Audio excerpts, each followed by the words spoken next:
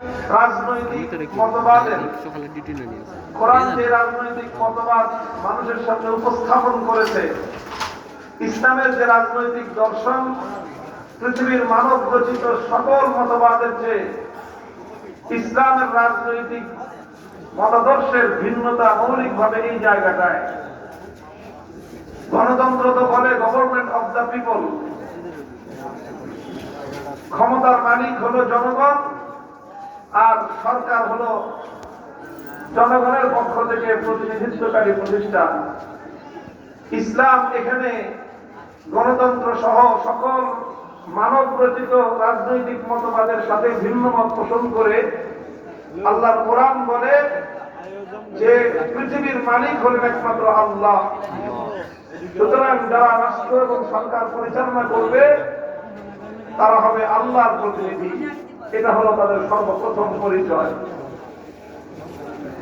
জনগণের প্রতিনিধি হওয়া আর আল্লাহর প্রতিনিধি হওয়ার মধ্যে পার্থক্যটা কি, এই জায়গাটা বোঝার বিষয়। এবং এটাই হলো ঈমান এবং কুফরির মাসআলা। আমাদের মধ্যে একটা কথা খুব ব্যাপকভাবে প্রচলিত আছে যে গণতন্ত্র এটা একটা কুফরি মতবাদ। এই কথা শুনেছেন আপনারা? শুনেন নাই? না শুনলে এখন শুনেন। গণতন্ত্র এটা একটা কুফরি মতবাদ। গণতন্ত্রের কুফরির জায়গাটা কোথায় এবং এর মধ্যে আবার ভালোর জায়গাটা কোথায়, আলাদা আলাদা করে পার্থক্য করে একটু বোঝার বিষয়। বর্তমান সময়ে আলেম ওলামাদের, ছাত্র জনতার রাজনীতির ব্যাপারে সচেতন হওয়াটা ফরজে আইন, খুব জরুরি। রাজনৈতিক মতবাদের ব্যাপারে, রাজনৈতিক দৃষ্টিভঙ্গির বিষয়ে সচেতন হওয়াটা খুবই জরুরি। রাজনৈতিক বিষয়ে আমাদের অসচেতনতার সুযোগে সমাজের মধ্যে সমাজে খান্দাবাজ নেতৃত্ব দখলদারিত্ব প্রতিষ্ঠিত করে। ভালো লোকরাম রাজনীতির ব্যাপারে অসচেতন থাকার কারণেই সমাজের মধ্যে অসৎ নেতৃত্ব সৃষ্টি হয়। এই অসৎ নেতৃত্ব সমাজে অন্যায় পাপাচারের সয়লাভ ঘটায়, সমাজকে ধ্বংস করে। এই ধ্বংস করার জন্য যেমনি ভাবে অসৎ লোকগুলো যেমন দায়ী, সৎ লোকগুলো এই জায়গা থেকে দায়ী যে তারাই অসৎ লোকদেরকে সুযোগ সৃষ্টি করে দেয়।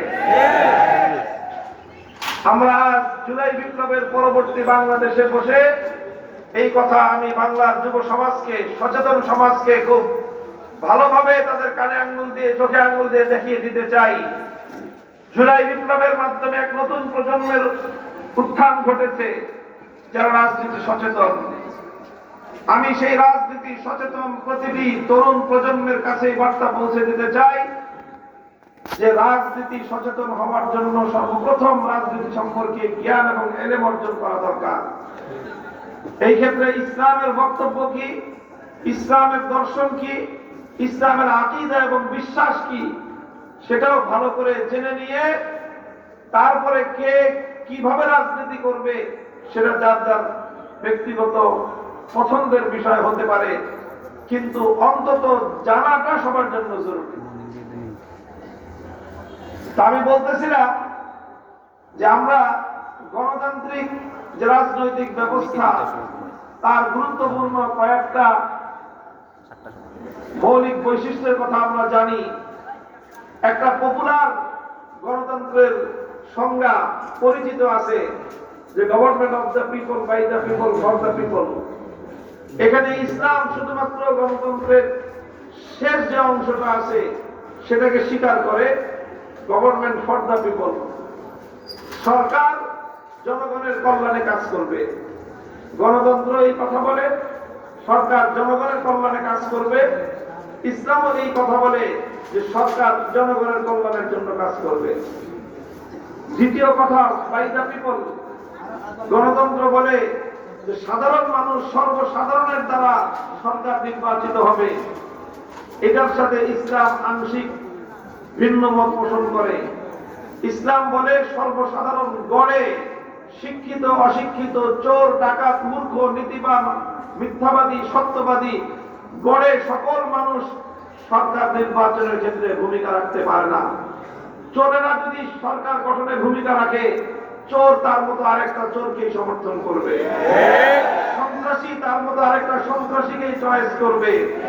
চাঁদাবাজরা কোনোদিন ভালো মানুষ শাসক হোক সেটা চাইবে না, চাঁদাবাজরা তাদের মতো আরেকটা চাঁদাবাজ শাসককে চাইবে। এই জন্য ইসলাম বলে, যারা চাঁদাবাজি করার মানসিকতা রাখে, মাস্তানি করার মানসিকতা রাখে, চুরি করার মানসিকতা রাখে, জনগণের সম্পদ লুটপাট করার মানসিকতা রাখে, যারা যোগ্য সরকার, যোগ্য দায়িত্বশীল শাসক নির্বাচন করার যোগ্যতা যাদের নাই, তারা সরকার নির্বাচনের ক্ষেত্রে ভূমিকা রাখার অধিকার রাখে না। এই জায়গায় ইসলামের একটু মত ভিন্নতা আছে গণতন্ত্রের সাথে, সেটা বিস্তারিত আলোচনা করলাম না, শুধু একটু ধারণা দিলাম। আর প্রথম পয়েন্টে গণতান্ত্রিক মতবাদের সাথে ইসলাম শতভাগ ভিন্ন মত পোষণ করে, এবং এটাই হলো ইসলামের বিশ্বাসের জায়গা, এবং এটা হলো গণতন্ত্রেরও বিশ্বাসের জায়গা। সেটা হলো এই, গণতন্ত্র মনে করে জনগণের ইচ্ছাই হলো সার্বভৌম ক্ষমতা, আর ইসলাম মনে করে আল্লাহর ইচ্ছাই হলো সার্বভৌম ক্ষমতা। গণতন্ত্র মনে করে জনগণ যেটা চাবে সেটাই আইন, জনগণ যেটাকে বৈধ মনে করবে সেটাই আইন, জনগণের ইচ্ছা বাস্তবায়নের জন্য সরকারের পার্লামেন্ট যেটা আইন প্রণয়ন করবে সেটাই বৈধ, পার্লামেন্ট যেটাকে অবৈধ করে দিবে সেটাই অবৈধ। এটাই হলো তাদের মতামত। ইসলাম এই ক্ষেত্রে শতভাগ ভিন্ন মত পোষণ করে।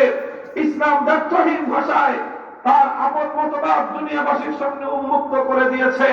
সেটা হলো এই, সারা দুনিয়ার সমস্ত মানুষ ঐক্যবদ্ধ হয়ে আমার আল্লাহর হাজারটা আইনের যে কোনো একটা আইন লক্ষ ভাগের এক ভাগ যদি পরিবর্তন করতে চায়, দুনিয়ার 700 কোটি মানুষের সেই অধিকার নাই। আমার আল্লাহর কোন আইন, আমার আল্লাহর কোন বিধান কিঞ্চিত পরিমাণ, সামান্য পরিমাণ পরিবর্তন করার অধিকার কোন ক্ষমতার সরকারের নাই, কোন রাষ্ট্রপ্রধানের নাই, কোন বিচারকের নাই, কোন মন্ত্রী পরিষদের নাই, কোন পার্লামেন্টের নাই। সারা দুনিয়ার মানুষ মিলেও আমার আল্লাহ কোন আইন বা কোন বিধানের বিন্দু বিসর্গ পরিমাণ পরিবর্তন করবার অধিকার রাখে না।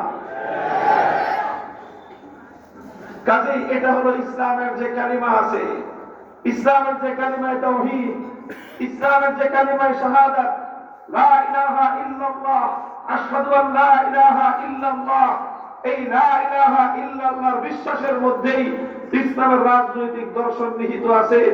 লা ইলাহা ইল্লাল্লাহ, একমাত্র ইলাহ আল্লাহ, একমাত্র মাবুদ যেমন আল্লাহ, ঠিক তদ্রুপ লা হাকিমা ইল্লাল্লাহ, দায়িত্বহীন ভাবে, চূড়ান্ত ভাবে, প্রশ্নহীন ভাবে ক্ষমতা আইন প্রণয়ন করার, বিধান প্রণয়ন করার একমাত্র অধিকার কার? এটাই হলো মূল কথা। এই জায়গাটায় আপোষের কোন সুযোগ নাই, এই জায়গাটা আপোষের কোন সুযোগ নাই। মোহতারাম হাজিরিন, এই জন্য ইসলাম আর গণতন্ত্রের বিশ্বাস সম্পূর্ণ ভিন্ন। গণতান্ত্রিক যে বিশ্বাসটা আছে সেই বিশ্বাসটা হলো কুফরি বিশ্বাস, ইসলামের যে বিশ্বাসটা আছে সেটা হলো তাওহীদ এবং একত্ববাদের বিশ্বাস। তবে হ্যাঁ, গণতন্ত্রের পদ্ধতিগত যে বিষয়গুলো আছে সেগুলো কুফরি নয়, তবে গণতন্ত্রের বিশ্বাসটা কুফরি বিশ্বাস। আমাদের ওলামায়ে কেরাম অনেক সময় বাস্তবতার নিরিখে বাধ্য হয়ে গণতান্ত্রিক বিভিন্ন পদ্ধতিতে কর্মকাণ্ড পরিচালনা করেন। যারা আল্লাহর কোরআনকে বিশ্বাস করেন তারা গণতান্ত্রিক বিশ্বাসকে কোনোদিন ধারণ করেন না। কাজেই তাদের কার্যকলাপের উপর গণতান্ত্রিক কর্মপন্থার স্বাভাবিক এবং বাহ্যিক কিছু মিল দেখা গেলেও বিশ্বাসের দিক থেকে কোনো মিল নাই। কাজেই আলেম ওলামাদের রাজনৈতিক তৎপরতাকে ধারাওভাবে গণতন্ত্র আখ্যা দেওয়াটা এটা মূর্খতার পরিচয়। যারা এগুলো করে আল্লাহ তাদেরকেও সুমতি দান করুন। আমি যেই জায়গায় ছিলাম আলোচনার, কোরআনে কারীমের সূরাতুল হজ্জের 41 নম্বর আয়াত, এখানে আল্লাহ তাই প্রথমেই বলেছেন আল্লাযীনা ইম্মাক্কান্নাহুম ফিল আরদ। আল্লাহ বলতেছেন আমি যদি তাদেরকে ক্ষমতা দেই, এখান থেকে বোঝা যায় আল্লাহ বোঝাতে চান ক্ষমতা দেওয়ার মালিককে। ক্ষমতা দেওয়ার যেহেতু ক্ষমতা মালিক আল্লাহ, সুতরাং দিবেন আল্লাহ। আবার যাকে আল্লাহ ক্ষমতা দিয়ে দেন, এটা এমন কোন পার্মানেন্ট ব্যবস্থা নয় যে আল্লাহ যাকে একবার ক্ষমতা দিয়েছেন বাস 41 সাল পর্যন্ত সেই ক্ষমতায় থাকবে, এমন কোন বাধ্যবাধকতা নাই। আল্লাহ যাকে ক্ষমতা দেন আল্লাহ দেন, যাকে দিয়েছেন যখন মনে চায় আমার আল্লাহ তার কাছ থেকে ক্ষমতা কেড়ে নেন, বাধা দেওয়ার শক্তি পৃথিবীর কারো নাই।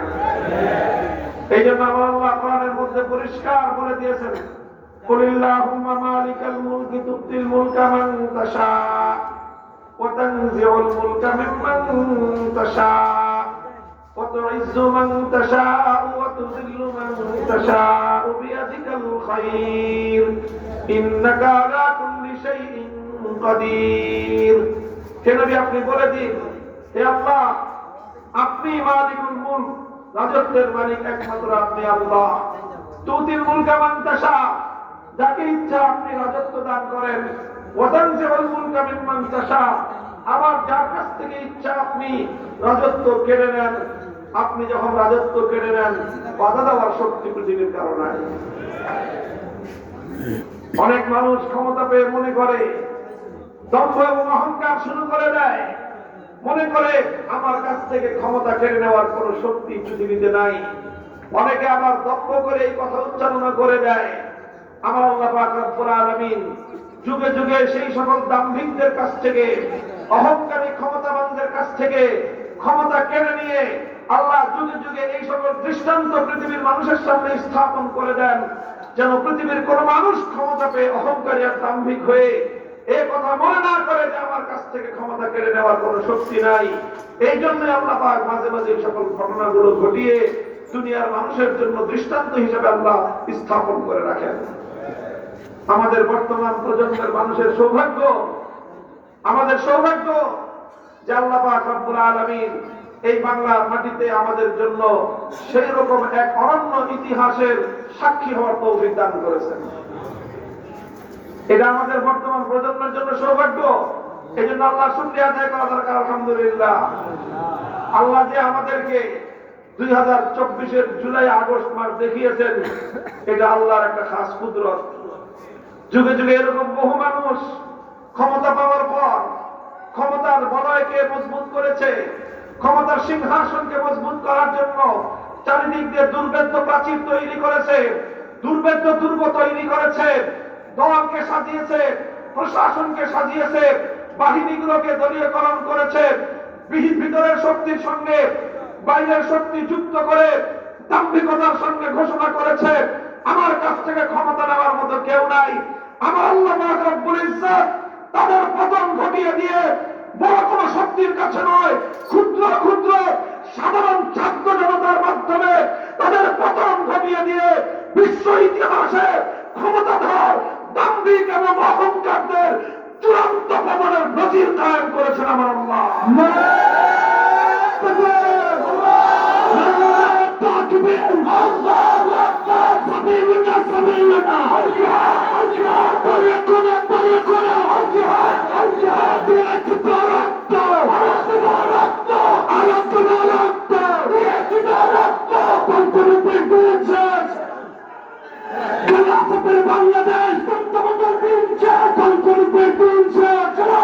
বাংলাদেশ এই জন্য আল্লাহ জায়গায় জায়গায় বলেছেন ফাতাবিরু ইয়া উলিল আবসার। আমাদের দেশের মানুষ 2024 সালের জানুয়ারি মাসে যখন নির্বাচন দেওয়া হয়ে গেল, শত্রু মিত্র সকলেই বিশ্বাস করে নিয়েছিল 41 সালের আগে আর কোনো চান্স নেই। কথা বলেন ঠিক কিনা? বাংলাদেশের মানুষের বদ্ধমূল বিশ্বাস হয়ে গেছিল এই মহিলা ফেরাউন ক্ষমতা থাকা অবস্থায় প্রয়োজনে লক্ষ মানুষকে গুলি করে খুন করবে, মাগার ক্ষমতা ছাড়বে না। বলেন বাংলাদেশের মানুষের এরকম ধারণা হয়েছিল কিনা? সেও মনে করছিল যে তাকে কোনোভাবেই ক্ষমতা ছাড়া রাখবে না। এমনকি তার দুশ্মনরাও মনে করতো যে না, সে বেঁচে থাকতে আর কোনো উপায় নাই। ফাতাহুমুল্লাহু মিন হাইসু লাম ইয়াহতাসিবু, ফাতাহুমুল্লাহু মিন হাইসু লাম ইয়াহতাসিবু। আল্লাহ কোরআনে কারীমের মধ্যে এই জাতীয় পরিস্থিতির জন্য আগাম ঘোষণা করে রেখেছেন, দেখো তোমরা ক্ষমতায় গিয়ে জুলুম করবা, নির্যাতন করবা, অত্যাচার করবা, আর নিজের ক্ষমতাকে সিকিউর করার জন্য, নিরাপদ করার জন্য চারিদিক থেকে দুর্ভেদ্য দুর্গ তৈরি করে মনে করবা তোমার কাছ পর্যন্ত পৌঁছার ক্ষমতা কারো নাই। যখনই তুমি এই ধরনের আত্মবিশ্বাসী হয়ে উঠবে, তখনই আমার আল্লাহ এমন ভাবে তোমাকে পাকড়াও করবেন, তুমিও কোনদিন কল্পনা করো নাই, জগৎবাসীও কোনদিন কল্পনা করে নাই। আমার আল্লাহ তোমার ঘাট ধরকে ধরে এমন ভাবে মটকে দিবেন, সীমানার বাইরে গিয়ে পড়বা। আল্লাহ পাক আমাদেরকে এই ঘটনার সাক্ষী বানিয়েছেন, শিক্ষাটা গ্রহণ করা তৌফিক দান করেন। কি বললাম? সাক্ষী বানিয়েছেন, শিক্ষাটা গ্রহণ করা তৌফিক দান করেন। যারা যেখানে যতটুকু ক্ষমতা পাবো, ক্ষমতাতে কোনোদিন জুলুম করবো না, ক্ষমতার অপব্যবহার করবো না। ব্যক্তিগত পর্যায়ে, পারিবারিক পর্যায়ে, প্রাতিষ্ঠানিক পর্যায়ে, রাজনৈতিক পর্যায়ে, রাষ্ট্রীয় পর্যায়ে, প্রশাসনিক পর্যায়ে কেউ কোনোদিন ক্ষমতার অপব্যবহার করব না, জুলুম করব না। ক্ষমতার অপব্যবহার, ক্ষমতার জুলুম যখনই সীমা লঙ্ঘন করে, তখনই আমার আল্লাহর পক্ষ থেকে পাকড়াও চলে আসে। আল্লাহ আমাদের ভবিষ্যৎ প্রজন্মকে, পরবর্তী শাসকদেরকে আল্লাহ পাক সীমা লঙ্ঘনের হাত থেকে রক্ষা করুন। দেশটাকে আল্লাহ পাক তার কুদরতের মাধ্যমে হেফাজত ফরমান। الذين إن مكناهم في الأرض أقاموا الصلاة وآتوا الزكاة وأمروا بالمعروف ونهوا عن المنكر। আল্লাহর কোরআন বলতেছে, আমার আল্লাহ ঘোষণা করছেন, আমি যদি সত্যিকার ঈমানদার যারা মুমিন মুসলমান, তাদের হাতে যদি আমি আল্লাহ রাষ্ট্র ক্ষমতা প্রদান করি, এই ক্ষমতা পাওয়ার পর তারা কেমন আচরণ করবে, এই ক্ষমতাটা পেয়ে ক্ষমতা দিয়ে তারা কি করবে, ক্ষমতা দিয়ে তারা নিজেদের আখের গোছানোর জন্য ব্যতিব্যস্ত হবে না, আঙ্গুল ফুলে জনতার টাকা পয়সা লুটপাট করে দুর্নীতি করে তারা কলা গাছে পরিণত হবে না, জনগণের সম্পদ বিদেশে পাচার করে বেগম পাড়া করবে না, তারা জনগণের টাকা পয়সা চুরি করে জনগণের সর্বনাশ ঘটিয়ে দেশটাকে, জনগণকে তারা তলাবিহীন ঝুড়িতে পরিণত করবে না। বরং সর্বপ্রথম তারা যেই কাজগুলো করবে, তাদের 1 নম্বর কাজ হবে আকামুস সালাহ। তারা রাষ্ট্রের মধ্যে, সমাজের মধ্যে নামাজ কায়েম করবে। ওয়া আতাউজ যাকাত, যাকাত ব্যবস্থা বাস্তবায়ন করবে। আমারু বিল মারুফ, সৎ কাজের আদেশ জারি করবে। অন্যায় এবং অসৎ কাজ, নাফরমানির কাজের উপর তারা নিষেধাজ্ঞা জারি করবে। বন্ধুগণ, আমি একটা ফান্নি আলোচনা, একটা একাডেমিক আলোচনা সামান্য একটু জায়গা করতে চাই। আমি নামাজ আমরা জানি ইসলামের গুরুত্বপূর্ণ বিধান, কথা বলেন ঠিক কিনা? ঠিক তদ্রূপ যাকাত ইসলামের আরেকটা গুরুত্বপূর্ণ বিধান। বুনিয়াল ইসলাম আলা খামসিন, ইসলামের 5 স্তম্ভের 2য় এবং 3য় স্তম্ভই হলো নামাজ এবং যাকাত। কথা বলেন ঠিক না বেঠিক? আল্লাহর পয়গম্বর এই নামাজ সম্পর্কে তো বলেছেন, as-সালাতু ইমাদুদ্দিন, মান আকামাহা ফাকাদ আকামাদ-দ্বীন ওয়া মান হাদামাহা ফাকাদ হাদামাদ-দ্বীন। নামাজ হলো দ্বীনের খুঁটি। যেই ব্যক্তি নামাজকে নষ্ট করলো, সে তার ইসলামকে, দ্বীনকে, ঈমানকে ধ্বংস করে দিল। আর যে নামাজকে ঠিক রাখলো, সে তার দ্বীন এবং ঈমানকে হেফাজত করবে। তাহলে নামাজ ইসলামের গুরুত্বপূর্ণ বিধান।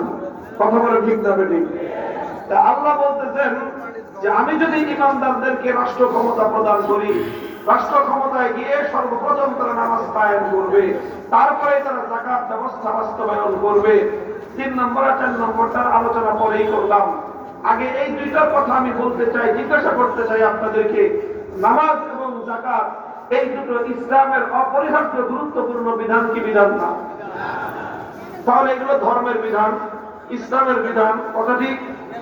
তাহলে যদি ক্ষমতায় গিয়ে নামাজ কায়েম করতে হয়, ক্ষমতায় গিয়ে যাকাত বাস্তবায়ন করতে হয়, তাহলে কোরআনের এই আয়াতের কি মর্ম বোঝা গেল?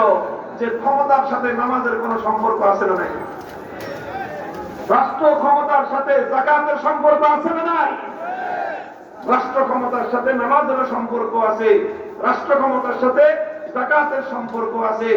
এই সম্পর্ক দুনিয়ার কোন মানুষ সাব্যস্ত করে নাই, এই সম্পর্ক দুনিয়ার কোন আলেম মুফতি সাব্যস্ত করে নাই, এই সম্পর্ক দুনিয়ার ইমাম মুজতাহিদ সাব্যস্ত করে নাই, এমনকি এই সম্পর্ক স্বয়ং আল্লাহর রাসূল নিজে সাব্যস্ত করেন নাই, বরং এই সম্পর্ক স্বয়ং সৃষ্টিকর্তা মহান আল্লাহ পাক রব্বুল আলামিন, যিনি পৃথিবীর মালিক, যিনি প্রকৃত ক্ষমতার মালিক, তিনি এই সম্পর্ক সাব্যস্ত করে দিয়েছেন।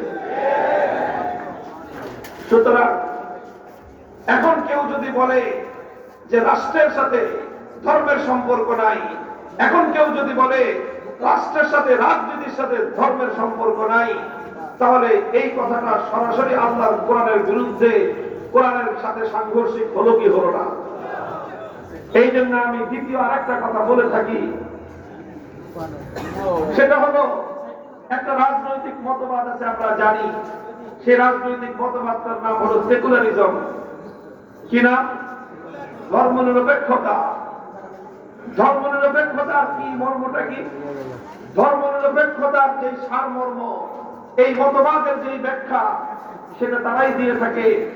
ধর্মনিরপেক্ষ বা সেকুলারিজম মতবাদের সার কথা হলো এই: ধর্ম থাকবে ধর্মের জায়গায়, রাষ্ট্র থাকবে রাষ্ট্রের জায়গায়, রাষ্ট্রের সাথে ধর্মের কোনো সম্পর্ক থাকবে না। এটার নামই হলো সেকুলারিজম, এটার নামই হলো ধর্মনিরপেক্ষতা। আল্লাহর কোরআন বলতেছে রাষ্ট্র ক্ষমতা দিয়ে নামাজ কায়েম করতে হবে, রাষ্ট্র ক্ষমতা দিয়ে যাকাত বাস্তবায়ন করতে হবে। ধর্মনিরপেক্ষতা বলতেছে রাষ্ট্রের সাথে ধর্মের সম্পর্ক থাকবে না, রাষ্ট্রের সাথে নামাজের সম্পর্ক থাকবে না, রাষ্ট্রের সাথে যাকাতের সম্পর্ক থাকবে না। এই জন্যই বলা আমাদের স্পষ্ট বার্তা হলো এই: কোন মুসলমান কোনদিন ধর্মনিরপেক্ষ হতে পারে না। কোন মুসলমানের পক্ষে ধর্মনিরপেক্ষ মতবাদের অনুসারী হওয়া সম্ভব নয়। অন্যান্য ধর্মের লোকেরা তারা ধর্মনিরপেক্ষ মতবাদকে ধারণ করতে পারে। একজন হিন্দুর পক্ষে ধর্মনিরপেক্ষ হওয়া সম্ভব, একজন বৌদ্ধর পক্ষে ধর্মনিরপেক্ষ হওয়া সম্ভব, একজন খ্রিস্টানের পক্ষে ধর্মনিরপেক্ষ হওয়া সম্ভব, কিন্তু একজন মুসলমানের পক্ষে কোনদিন ধর্মনিরপেক্ষ হওয়া সম্ভব নয়। কেন সম্ভব না? অন্যান্য ধর্মাবলম্বীরা পারলে মুসলিম কেন ধর্মনিরপেক্ষ হতে পারবে না? এই কথাটুকু আমি আপনাদেরকে আরেকটু খুলে বলি। দেখেন, একজন হিন্দু যদি ধর্মনিরপেক্ষ হয়, একই সাথে সে তার হিন্দু ধর্ম পালন করতে পারবে, আবার ধর্মনিরপেক্ষ রাজনৈতিক মতবাদও পালন করতে পারবে। হিন্দু ধর্ম কেন পালন করতে পারবে? কারণ হিন্দু ধর্ম তাকে এই নির্দেশ দেয় না যে রাষ্ট্র ক্ষমতার মাধ্যমে তাকে হিন্দু ধর্ম বাস্তবায়ন করতে হবে। এই নির্দেশ হিন্দু ধর্মে নাই। সুতরাং সে হিন্দু ধর্ম পালন করবে, আবার রাজনৈতিক মতবাদ হিসেবে সে সেকুলারিজমকে গ্রহণ করবে, এবং তার রাষ্ট্রের সাথে ধর্মের কোনো সম্পর্ক থাকবে না। তার হিন্দু ধর্মের কোনো সমস্যা হলো না, তার রাজনৈতিক মতবাদ সেকুলারিজমের কোনো সমস্যা হলো না। একই কথা বৌদ্ধ ধর্ম, খ্রিস্ট ধর্ম সম্পর্কেও। কারণ এই ধর্মগুলো তাদের ধর্মাবলম্বীদেরকে এমন কোন নির্দেশ প্রদান করে না যে তুমি রাষ্ট্র ক্ষমতার মাধ্যমে ধর্মকে বাস্তবায়ন করো। সুতরাং একই সাথে একজন মানুষ এই ধর্মকে অনুসরণ করতে পারে, আবার রাজনৈতিক মতবাদ হিসেবে ধর্মনিরপেক্ষ মতবাদকেও সে গ্রহণ করতে পারে। এতে তার ধর্মেরও কিছু সমস্যা হয় না, তার রাজনৈতিক মতবাদেরও কোনো সমস্যা হয় না। কিন্তু একজন মুসলিম যদি ধর্মনিরপেক্ষ মতবাদের অনুসারী হতে চায়, তাহলে তাকে একসাথে দুই নৌকায় পা দেওয়া লাগবে। একসাথে দুই নৌকায় পা দেওয়া লাগবে। আর একসাথে যে ব্যক্তি দুই নৌকায় পা দেয়, তখন সে কোনোদিনই দুই নৌকায় পা দিয়ে সে চলতে পারে না, বরং তাকে সেখানে নদীর পানির মধ্যে ডুবে মরতে হয়। একজন মুসলিম একই সাথে ইসলাম এবং ধর্মনিরপেক্ষ মতবাদ অনুসরণ করতে পারে না। কারণ কি? খুলে বলি, দেখেন, যদি সে ধর্মনিরপেক্ষ মতবাদকে অনুসরণ করতে চায়, তাহলে সেই মতবাদের কথা তাকে মানতে হবে, আর সেই মতবাদের কথা অনুযায়ী রাষ্ট্রকে ধর্ম থেকে আলাদা রাখতে হবে। ধর্মনিরপেক্ষ মতবাদের কথা মানতে গিয়ে রাষ্ট্রকে ধর্ম থেকে আলাদা রাখতে হবে। আবার সে যদি মুসলিম হয়, তাহলে আল্লাহর কোরআনকে মানতে হবে কি হবে না? বলেন, কোরআন মানতে হবে কি হবে না? যে কোরআন মানে না সে মুসলিম থাকতে পারবে, যে কোরআন বিশ্বাস করে না সে ইমানদার থাকতে পারবে। তাহলে সুতরাং তাকে ইমানদার থাকতে হলে, মুসলিম থাকতে হলে কোরআনকে মানতে হবে। কোরআনকে মানতে গেলে তাকে আল্লাহর কোরআনের নির্দেশ অনুযায়ী রাষ্ট্র ক্ষমতার মাধ্যমে নামাজ কায়েম করতে হবে, রাষ্ট্র ক্ষমতার মাধ্যমে যাকাত বাস্তবায়ন করতে হবে। নামাজ এবং যাকাত যখন সে বাস্তবায়ন করবে, রাষ্ট্রকে দিয়ে সে ইসলামকে বাস্তবায়ন করব। সুতরাং রাষ্ট্র থেকে ইসলামকে বিচ্ছিন্ন করবার কোন সুযোগ একজন মুসলমানের জন্য থাকতে পারে না। এখন যদি সে ধর্ম নিরপেক্ষ হতে চায়, তাহলে তার সামনে বিপরীতমুখী দুটো আদর্শ হয়ে গেল। ইসলাম বলবে রাষ্ট্রের সাথে ধর্মের সম্পর্ক থাকবে, আর ধর্মনিরপেক্ষ মতবাদ বলবে রাষ্ট্রের সাথে ধর্মের সম্পর্ক থাকবে না। এখন এই দুটো আদর্শ সে একসাথে কোনোদিন মান্য করতে পারবে না, তাকে যে কোনো একটা মানতে হবে। সে যদি ইসলামকে বাদ দিয়ে ধর্মনিরপেক্ষতাকে প্রেফার করে, তাহলে তার মতবাদ হবে যে রাষ্ট্রের সাথে ধর্ম সম্পর্ক থাকবে না, সে ধর্মনিরপেক্ষ হলো, মুসলিম থাকতে পারবে না। আর যদি সে ইসলামকে প্রেফার করে, ইসলামকে প্রাধান্য দেয়, তাহলে তাকে আল্লাহর কোরআনের বিধান অনুযায়ী রাষ্ট্র ক্ষমতার মাধ্যমে নামাজ বাস্তবায়ন করতে হবে, যাকাত বাস্তবায়ন করতে হবে। সে যখনই রাষ্ট্র ক্ষমতার মাধ্যমে ধর্মের বিধান বাস্তবায়ন করতে যাবে, সে আর কিছু থাকতে পারলেও ধর্মনিরপেক্ষ থাকতে পারবে না। পরিষ্কার কথা এটা। এখন আপনারা অনেকে হয়তো বলবেন যে হুজুর আপনি বলেন পারবে না, বাংলাদেশে কত মানুষ পারলো, কত মানুষ পারছে না? বছরের পর বছর, যুগের পর যুগ তারা বড় বড় নিজেদেরকে মুসলমান বলছে, আবার তারা ধর্মনিরপেক্ষ মতবাদের অনুসরণ করছে। এই যে তারা পারল, আপনি বলেন পারবে না। আমি বলি তারা পেরেছে। যারা এই কথা বলে যে একজন মুসলমান হয়েও মতবাদ হিসেবে সে সেকুলারিজমকে গ্রহণ করতে পারে, এই কথা যারা বলে তারা দুই অবস্থার যে কোনো এক অবস্থার মধ্যে পতিত। কয় অবস্থা? কয় অবস্থা? দুই অবস্থার যে কোনো অবস্থা, এক অবস্থার মধ্যে তারা পতিত।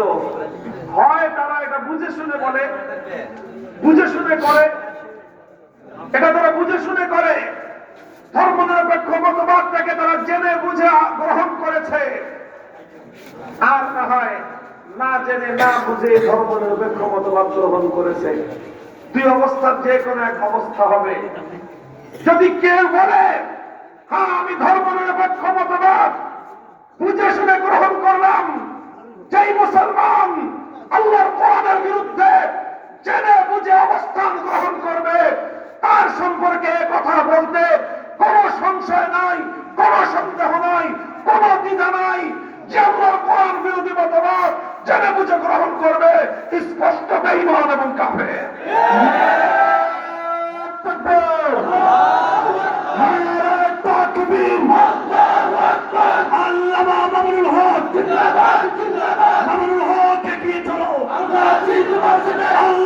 আপনার সাথে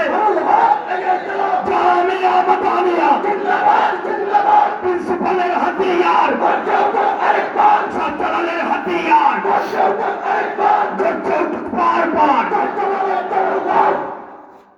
মুহতারাম হাজিরিন, যদি জেনে বুঝে কোন মুসলমান ধর্মনিরপেক্ষ মতবাদের বিশ্বাসকে গ্রহণ করে, সে আর কিছু হতে পারে, নামের সঙ্গে হাজি কাজী পাজি টাইটেল লাগাতে পারে, ইমানদার থাকতে পারে না। আর দ্বিতীয় অবস্থা হলো না জেনে না বুঝে ধর্মনিরপেক্ষ মতবাদকে গ্রহণ করে। এবং আমার ধারণা যারা বাংলাদেশে সেকুলারিজমের রাজনীতি অতীতে করেছে, বর্তমানে করে, ভবিষ্যতে করার নিয়ত করতেছে, তারা সব না জেনে না বুঝে করতেছে। এবং এটা তাদের ব্যাপারে আমার সুধারণা যে না বুঝে করে। যারা না বুঝে না শুনে একটা মতবাদের অনুসরণ করে, আমি তাদের সম্পর্কে সবচেয়ে হালকা যে শব্দটা পেয়েছি খুঁজে তাদের ক্ষেত্রে প্রয়োগ করার জন্য, সেটা হলো তারা সব গন্ডমূল ক্ষেত্রে হবে। এর চেয়ে সহজ কোন শব্দ আমার জানা নাই, আপনাদের জানা থাকলে আমাকে বলেন।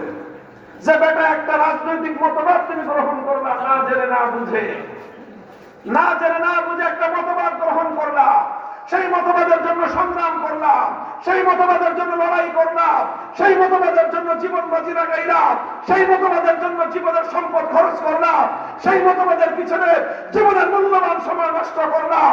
তুমি এমন মতবাদ না জেনে না বুঝে জীবনটাকে যেই পথে বাজি লাগাইলাম, তোমাকে যদি গণ্ড মূর্খ না বলি, তোমাকে এর চেয়ে সহজ আর কোন শব্দ বড় ভাষা আমার জানা নাই। আর মূর্খতার এই গাড়ি থেকে বাঁচার জন্য যদি বলো যে না, আমি জেনে বুঝেই আমি গ্রহণ করেছি, তাহলে তোমার জন্য আমার সবচেয়ে সহজ শব্দ হলো তুমি বেঈমান। যারা মুসলমান হওয়ার পরেও ধর্মনিরপেক্ষতার রাজনীতি করে, হয় জেনে বুঝে করলে বেঈমান, না জেনে না বুঝে করলে গণ্ড মূর্খের দল। আল্লাহ এই জাতিকে বেঈমানের হাত থেকেও রক্ষা করুন, মূর্খের দলের হাত থেকেও রক্ষা করুন। আল্লাহ পাক রব্বুল ইজ্জত এ দেশটাকে, হে মুসলমান ভালো করে মনে রাখো, এই দেশ বাংলাদেশ মাগনামাগনি আমরা পাই নাই, অনেক মূল্য দিয়ে দেশকে খরিদ করতে হয়েছে আমাদের। 190 বছর ব্রিটিশের বিরুদ্ধে লড়াই করতে হয়েছে আমাদেরকে। ব্রিটিশরা মাগনা এই দেশ আমাদেরকে দেয় নাই। বালাকোটের রণাঙ্গনে সৈয়দ আহমদকে রক্ত দিতে হয়েছে। বালাকোটের রণাঙ্গনে হাজারো মুজাহিদিনদেরকে রক্তের নজরানা পেশ করতে হয়েছে। সামনের রণাঙ্গনে হাফেজ জামিনকে শাহাদাতের নজরানা পেশ করতে হয়েছে। ওলামায়ে উম্মতকে রক্তের সাগর পানি দিতে হয়েছে। তারপরে গিয়ে 190 বছরের গোলামীর জিঞ্জির ছিন্ন করে ব্রিটিশদের গোলামীর আমল সমাপ্ত করে স্বাধীনতার সূর্য আমাদের দেশে উদিত হয়েছে।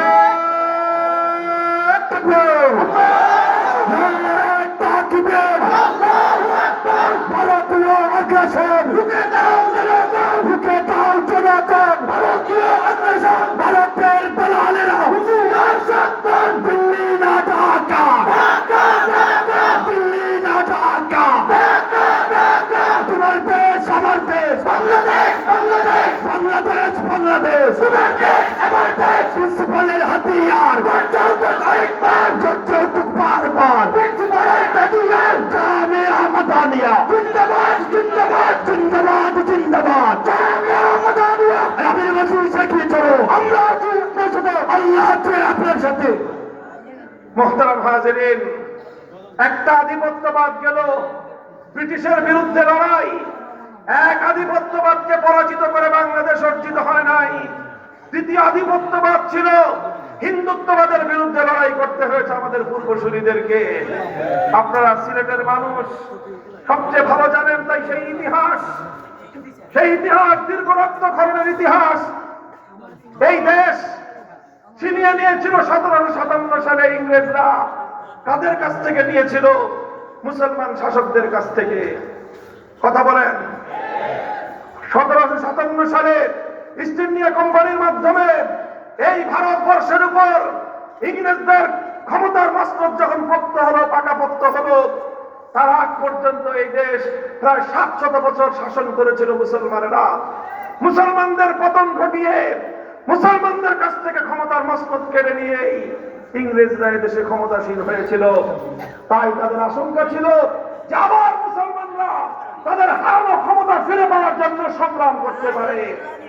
এই জন্য ব্রিটিশরা এক ধূর্ত ষড়যন্ত্রের কৌশল প্রয়োগ করেছিল, যেটা ইতিহাসে খ্যাত হয়ে আছে ডিভাইড এন্ড রুল, বিভক্ত করার, শাসন করার নীতি। সেই নীতির মাধ্যমে ইংরেজরা যেই কাজ করেছিল সেটা হলো তারা বিভিন্ন জায়গায় হিন্দুদেরকে অগ্রাধিকার দিয়ে হিন্দুদেরকে সামনের দিকে নিয়ে আসলো।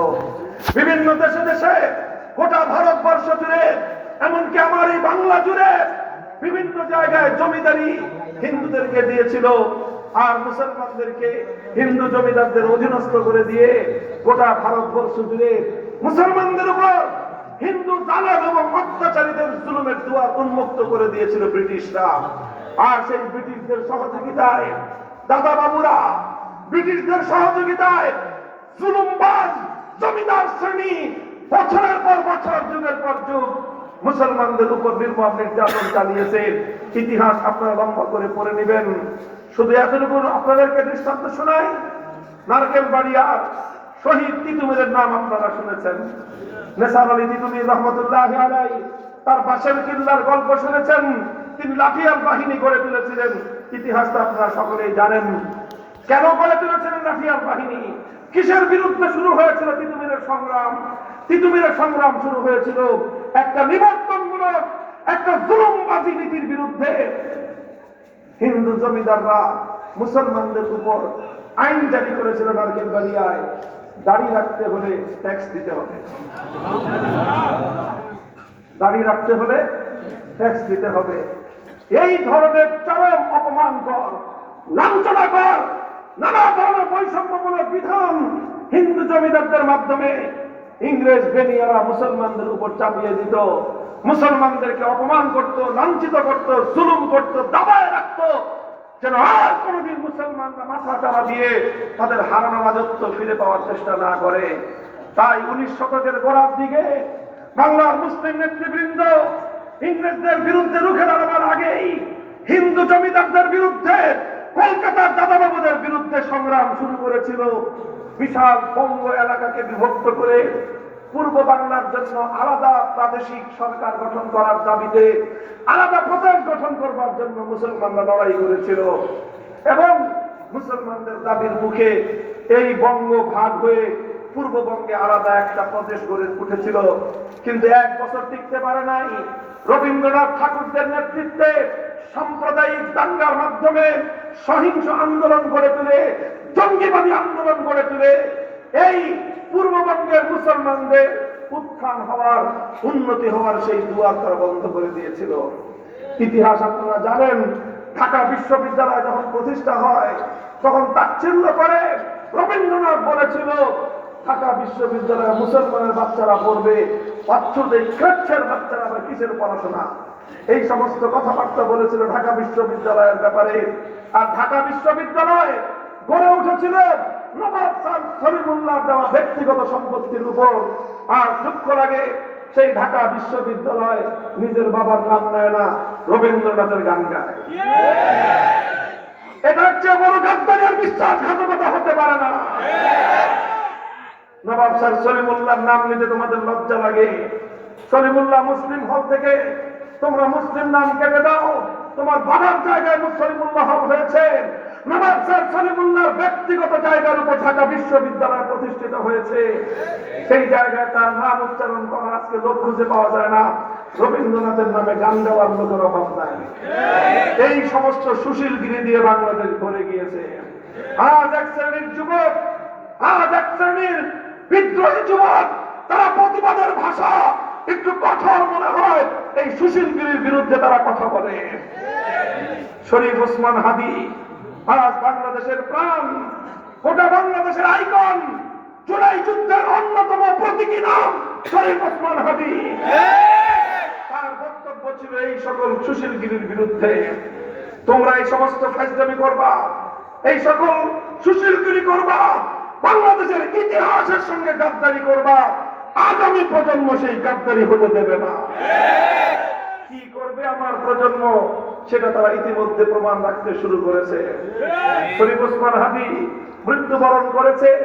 যারা মনে করছো এক বিপ্লবীর মৃত্যুর মধ্য দিয়ে জুলাইয়ের চেতনা এটা বন্ধ হয়ে যাবে, পরাজিত হয়ে যাবে, থমকে যাবে, বোকার স্বর্গে বসবাস করছে। যে দেখবো এক ওসমান হাদির শাহাদাতের মধ্য দিয়ে তার রক্ত থেকে লক্ষ লক্ষ ওসমান হাদি জন্ম নেবে।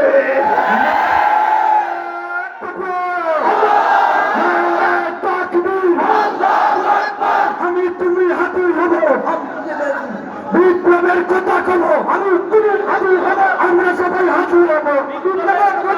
ভারতীয় আগ্রাসন ঢুকে দাও জনগণ, ঢুকে দাও জনগণ, ভারতীয় আগ্রাসন, ভারতীয় আগ্রাসন ঢুকে দাও জনগণ। মুহতারাম হাজিরিন, বলতেছিলাম 1906 সালে বঙ্গভঙ্গ এই বাংলাদেশের মুসলমানদের উত্থানকে আবার ঠেকিয়েছিল তারা। মুসলমানরা এই ক্ষোভ মনের মধ্যে পুষে রেখেছিল। এই ক্ষোভ পুষে রাখতে রাখতে 1947 সালে সময় আসলো, এদেশের মুসলমানরা সিদ্ধান্ত গ্রহণ করবার সময় পেয়ে তারা একসঙ্গে এক জুতার বাতির বাড়িতে এক লাঠি দিয়ে 2 আধিপত্যবাদী শক্তিকে দেশ থেকে বিতাড়িত করেছে। 190 বছরের ব্রিটিশ বেনিয়াকে যেরকম বিতাড়িত করেছে, একই সঙ্গে আরেক পায়ের লাঠি দিয়ে দিল্লি এবং কলকাতার আধিপত্যবাদকে বাংলার সীমান্ত থেকে ওপারে পাঠিয়ে দেওয়া হয়েছে। 1947 সালে আমরা মুক্তি লাভ করেছি দুটো আধিপত্যবাদী শক্তির বিরুদ্ধে। একটা হলো ইংল্যান্ডের ইংরেজ বেনিয়াদের আধিপত্যবাদ, আরেকটা হলো দিল্লির এবং কলকাতার দাদাবাবুদের আধিপত্যবাদ। এরপরে 47 থেকে 71 পশ্চিম পাকিস্তানি খান পাঠানদেরকে ভাই মনে করে বুকে জড়িয়ে ধরেছিলাম আমরা। ওরা আমাদের সঙ্গে ভ্রাতৃত্বের সম্পর্ক নয়, প্রভুত্বের সম্পর্ক স্থাপন করতে চেয়েছিল। বাংলার মানুষ সিদ্ধান্ত নিয়েছিল জুলুমের সঙ্গে আপোষ নাই, অন্যায়ের সঙ্গে আপোষ নাই। আগের যারা অন্যায় করেছে একদল ছিল খ্রিস্টান, আরেক দল ছিল হিন্দু। হিন্দুর জুলুমের বিরুদ্ধে যারা লড়াই করে, যারা ইংরেজদের খ্রিস্টানদের জুলুমের বিরুদ্ধে লড়াই করে, তারা মুসলমানদের জুলুমের কাছে মাথা নত করে না। দাদা আপনার পশ্চিম পাকিস্তানের খান পাঠানরা 24 বছরে তখন সোজা হয় নাই, 71-এ ছাটাপেটা করে ওদেরকে বিদায় করা হয়েছে। তিনটি আধিপত্যবাদের বিরুদ্ধে লড়াই করার পরে 1971 সালে এই বাংলাদেশ নামক মুসলিম জাতিসত্তার সম্পূর্ণ স্বাধীন স্বকীয় বিকাশ ঘটেছে। এই হলো বাংলাদেশ। দুর্ভাগ্য, 71-এর স্বাধীনতার পর এদেশের মানুষ আশা করেছিল আমরা তিনটি আধিপত্যবাদ শক্তিকে বিতাড়িত করলাম, আমরা সেই গ্রেট ব্রিটেনকে বিতাড়িত করলাম, দিল্লি এবং কলকাতাকে আমরা প্রত্যাখ্যান করলাম, তারপরে সেই খান পাঠানদেরকে আমরা বিতাড়িত করলাম। এখন আমার দেশের স্বদেশী শাসকরা শাসন করবে। এখন আর কিসের বৈষম্য, এখন আর কিসের জুলুম, এখন আর কিসের অত্যাচার। কিন্তু বাংলার মানুষ আবার হতাশ হলো। 71 থেকে 2024 54 বছর পর্যন্ত বাংলাদেশের মানুষের উপর স্বদেশের শাসকরা বিদেশি শাসকদের মতো একই আচরণ অব্যাহত রাখল।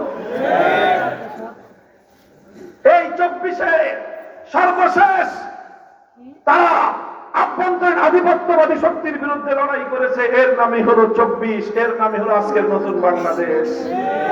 মোহতারাম হাজিরিন, আমি আপনাদেরকে যেই কথাটা বলা শুরু করেছিলাম, বাংলাদেশ এমনি জন্ম নেয় নাই, এদেশ এমনি আজাদ আর স্বাধীন হয় নাই। এ মুক্তির পিছনে বালাকোটের যোদ্ধাদের রক্ত আছে। এই স্বাধীনতার পিছনে সামেরের রণাঙ্গনে হাফেজ জামানের শাহাদাতের রক্তের চিহ্ন রয়েছে। এই সংগ্রামের পিছনে শাইখুল হিন্দ রহমাতুল্লাহি আলাইহির তাহরিকে রেশমি রুমাল আছে। এই আজাদির পিছনে শাইখুল হিন্দ রহমাতুল্লাহি আলাইহির তর্কে মুওয়ালাতের আন্দোলন আছে।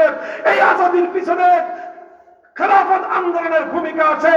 এই আজাদির পিছনে হাজার হাজার মানুষের রক্তের নজরানা রয়েছে। এরপরে বহু সাধনার পরে প্রায় 269 বছরের পর 2024 সালের 5ই আগস্টের বিপ্লবের পর এখন আমরা আশাবাদী আগামী সুন্দর একটা বাংলাদেশ গড়ার জন্য। আমি আপনাদেরকে একটা পয়গাম দিয়ে যাই, শেষ কথা আমার, বাংলাদেশ এবং ইসলাম এক সূত্রে গাঁথা। দীর্ঘদিন থেকে এটাই প্রমাণিত হয়, বাংলাদেশ এবং ইসলাম এক সূত্রে গাঁথা। যদি বাংলাদেশে ইসলাম বিপন্ন হয়, বাংলার স্বাধীনতা টিকবে না। ইসলাম যেদিন বিপন্ন হবে, বাংলার স্বাধীনতার সূর্য সেদিনই ডুবে যাবে। তাই বাংলাদেশে যতদিন ইসলাম টিকবে, ততদিন বাংলার স্বাধীনতাও টিকে থাকবে। কাজেই বাংলাদেশের স্বাধীনতার শত্রু কারা চিহ্নিত করার জন্য বেশি বেগ পাওয়ার দরকার নাই। চোখ বন্ধ করে বলা যায়, যারা বাংলাদেশ থেকে ইসলামকে মাইনাস করতে চায়, তারাই বাংলার স্বাধীনতার শত্রু, স্বাধীনতার দুশ্মন।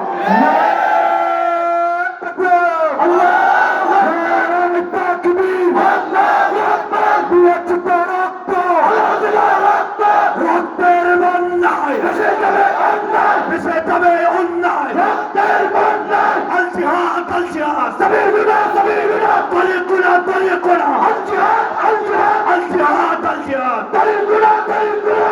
আমার এই সব আলোচনার সার্বিক সর্বশেষ পয়গাম হলো, হে মুসলমান, অনেক ধোঁকাবাজির রাজনীতির শিকার আমরা হয়েছি। ধর্মনিরপেক্ষতার নামে আমাদের ইসলামকে দবায় রাখবার জন্য 55 বছর ধরে ষড়যন্ত্র হয়েছে। অনেক চক্রান্তের জাল বিস্তার করা হয়েছে। 24-এর বিপ্লবের মাধ্যমে ষড়যন্ত্রের জালগুলো দুর্বল হয়েছে। তবে এখনো ছিন্ন ভিন্ন হয় নাই। 24-এর বিপ্লব হয়েছে, সেই বিপ্লবের ফসল এখনো আমরা ঘরে তুলতে পারি নাই।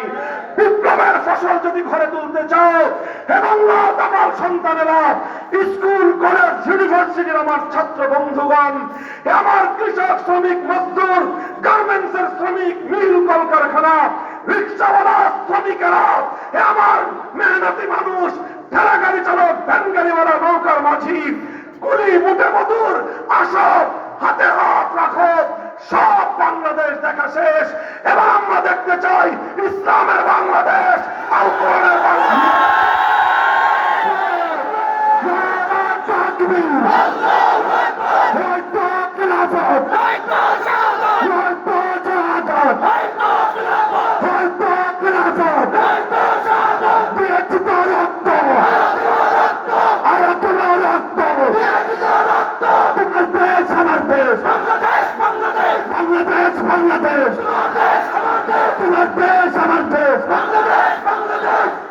যারা ইনসাফের সমাজ ব্যবস্থা দেখতে চাও, যারা বৈষম্যহীন বাংলাদেশ দেখতে চাও, যারা ইসলামের সমাজ, যারা ইনসাফের সমাজ ব্যবস্থা কায়েম করতে চাও, হে মুক্তি পাগল জনতা, বৈষম্যহীন সমাজ, ইনসাফের সমাজ, আল কোরআনের সমাজ ছাড়া ভিন্ন কোন সমাজ হতে পারে না।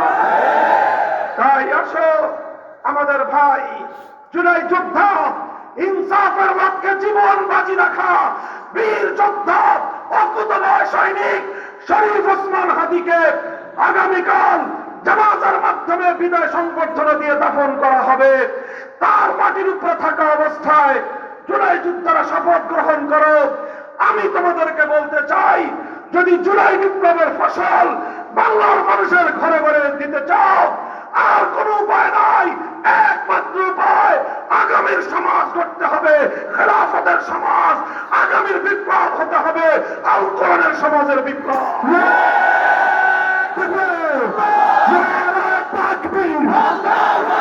তুমি কে, আমি কে, তুমি কে, আমি কে, ভারতীয় আগ্রাসন, ঢুকে দাও জনগণ, ঢুকে দাও জনগণ, ভারতের দালালেরা, হুঁশিয়ার সাবধান।